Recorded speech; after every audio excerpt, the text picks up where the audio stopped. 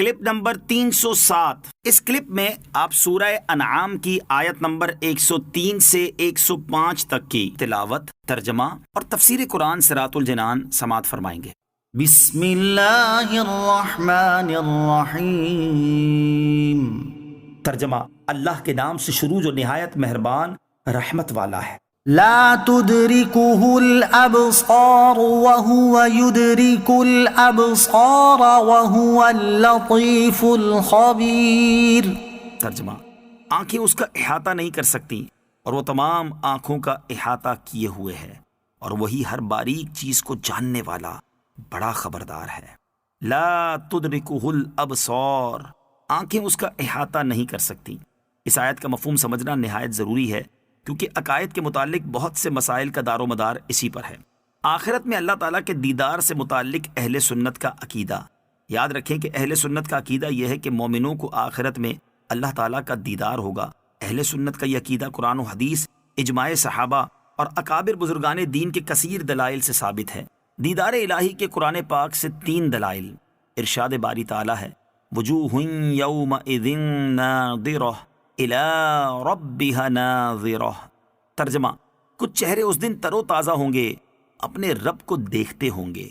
اللہ عز و جل نے ارشاد فرمایا: للذین احسنوا الحسنی وزیادہ۔ ترجمہ: بھلائی والوں کے لیے بھلائی ہے اور اس سے بھی زائد۔ سیاہ ستہ کی بہت حدیثیں یہ ثابت کرتی ہیں کہ اس آیت میں زیادت سے دیدار الہی مراد ہے۔ نمبر 3، حضرت موسیٰ علیہ السلام نے اللہ عز و جل کی بارگاہ میں عرض کی: ربی ارینی انظر الیک، اے میرے رب مجھے اپنا دیدار دکھا کہ میں تجھے دیکھوں۔ اس پر انہیں جواب ملا: لن ترانی، تو مجھے ہرگز نہ دیکھ سکے گا۔ اس آیت مبارکہ میں اللہ تعالیٰ نے یہ نہیں فرمایا کہ میرا دیدار ناممکن ہے، کیونکہ حضرت موسیٰ علیہ السلام عارف باللہ ہیں۔ اگر دیدار الہی ممکن نہ ہوتا تو آپ ہرگز سوال نہ فرماتے۔ اس سے ثابت ہوا کہ دیدار الہی ممکن ہے۔ دیدار الہی کے احادیث سے 3 دلائل۔ احادیث بھی اس بارے میں بکثرت ہیں، ان میں سے 3 احادیث سماعت کیجیے۔ نمبر 1، مسلم شریف کی حدیث میں ہے کہ جنتیوں کے جنت میں داخل ہونے کے بعد اللہ تعالیٰ فرمائے گا: کیا تم چاہتے ہو کہ تم پر اور زیادہ عنایت کروں؟ وہ عرض کریں گے: یا رب عز و جل، کیا تو نے ہمارے چہرے سفید نہیں کیے؟ کیا تو نے ہمیں جنت میں داخل نہیں فرمایا؟ کیا تو نے ہمیں دوزخ سے نجات نہیں دی؟ رسول اللہ صلی اللہ تعالیٰ علیہ وسلم نے فرمایا: پھر پردہ اٹھا دیا جائے گا تو دیدار الہی انہیں ہر نعمت سے زیادہ پیارا ہوگا۔ نمبر 2، حضرت جریر بن عبداللہ رضی اللہ تعالیٰ عنہ فرماتے ہیں: ہم سرور کائنات صلی اللہ تعالیٰ علیہ وسلم کی بارگاہ میں حاضر تھے کہ رات کے وقت آپ صلی اللہ تعالیٰ علیہ وسلم نے چاند کی طرف دیکھ کر فرمایا: ان قریب تم اپنے رب عز و جل کو دیکھو گے جیسے اس چاند کو دیکھتے ہو، اور اسے دیکھنے میں کوئی دقت محسوس نہ کرو گے۔ نمبر 3، حضرت ابو ہریرہ رضی اللہ تعالیٰ عنہ سے روایت ہے، مسلم شریف کی حدیث ہے، صحابہ کرام رضی اللہ تعالیٰ عنہم نے عرض کی: یا رسول اللہ صلی اللہ تعالیٰ علیہ وسلم، کیا ہم قیامت کے دن اپنے رب عز و جل کو دیکھیں گے؟ ارشاد فرمایا: کیا دوپہر کے وقت جب بادل نہ ہو تو سورج کو دیکھنے میں تمہیں کوئی تکلیف ہوتی ہے؟ عرض کی: نہیں۔ ارشاد فرمایا: 14ویں رات کو جب بادل نہ ہو تو کیا تمہیں چاند دیکھنے سے کوئی تکلیف ہوتی ہے؟ صحابہ کرام نے عرض کی: نہیں۔ ارشاد فرمایا: اس ذات کی قسم جس کے قبضہ قدرت میں میری جان ہے، تمہیں اپنے رب عز و جل کو دیکھنے میں صرف اتنی تکلیف ہوگی جتنی تکلیف تم کو سورج یا چاند دیکھنے سے ہوتی ہے۔ ان دلائل سے ثابت ہو گیا کہ آخرت میں مومنین کے لیے دیدار الہی شرع میں ثابت ہے، اور اس کا انکار گمراہی۔ گمراہ لوگ اس آیت کے ذریعے اللہ عز و جل کے دیدار کا انکار کرتے ہیں۔ ہم یہاں آیت کا مفہوم بیان کرتے ہیں، اس سے سارا معاملہ واضح ہو جائے گا۔ آیت کے مفہوم کو کافی آسان کیا ہے، لیکن پھر بھی اسے مکمل طور پر علماء ہی سمجھ سکتے ہیں، لہٰذا عوام کی خدمت میں یہی عرض ہے کہ اوپر تک جو بیان ہوا وہی ان کے لیے کافی ہے، اور نیچے اب جو بحث آ رہی ہے اس پر زیادہ دماغ نہ لڑائیں، اور اگر ضروری ہی سمجھنا ہے تو کسی صحیح العقیدہ ماہر سنی عالم سے سمجھیں۔ قد جاءکم بصائر من ربکم فمن ابصر فلنفسه ومن عمی فعلیها وما انا علیکم بحفیظ۔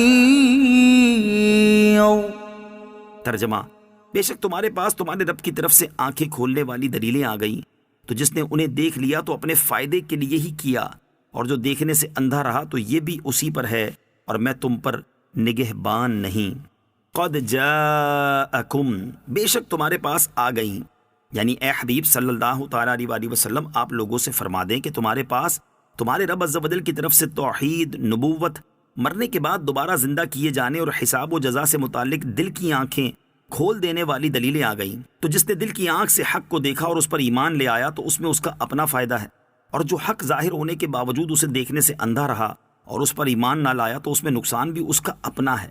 اور میں تم پر نگہبان نہیں کہ تمہارے اعمال اور افعال کی نگہبانی کرتا پھروں، بلکہ میں تمہاری طرف تمہارے رب عز و جل کا رسول ہوں تاکہ اس کا پیغام تم تک پہنچا دوں، جبکہ اللہ تعالیٰ تم پر نگہبان ہے، اس سے تمہارے اعمال اور احوال میں سے کچھ بھی چھپا ہوا نہیں ہے، اور وہی تمہیں تمہارے اعمال کی جزا دے گا۔ وَكَذَلِكَ نُصَرِّفُ الْآيَاتِ وَلِيَقُولُوا دَرَسْتَ وَلِنُبَيِّنَهُ لِقَوْمٍ يَعْلَمُونَ۔ ترجمہ: اور ہم اسی طرح بار بار آیتیں بیان کرتے ہیں، اور اس لیے تاکہ کافر بول اٹھیں کہ تم نے پڑھ لیا ہے، اور اس لیے تاکہ ہم اسے علم والوں کے لیے واضح کر دیں۔ وَكَذَلِكَ نُصَرِّفُ الْآيَاتِ، اور ہم اس طرح بار بار آیتیں بیان کرتے ہیں۔ آیت کا مفہوم یہ ہے کہ ہم بار بار اپنی آیتیں بیان کرتے ہیں تاکہ لوگ عبرت حاصل کریں، نیز ان پر اللہ عز و جل کی حجت قائم ہو جائے۔ لیکن کافروں کی حالت یہ ہے کہ اس سے عبرت حاصل نہیں کرتے، بلکہ ان آیات کے نازل ہونے کا نتیجہ کافروں کے حق میں یہ نکلتا ہے کہ وہ بول اٹھتے کہ اے محمد صلی اللہ تعالیٰ علیہ وسلم، تم نے گزشتہ کتابوں کو پڑھ لیا ہے اور وہی پڑھ کر ہمیں بتا رہے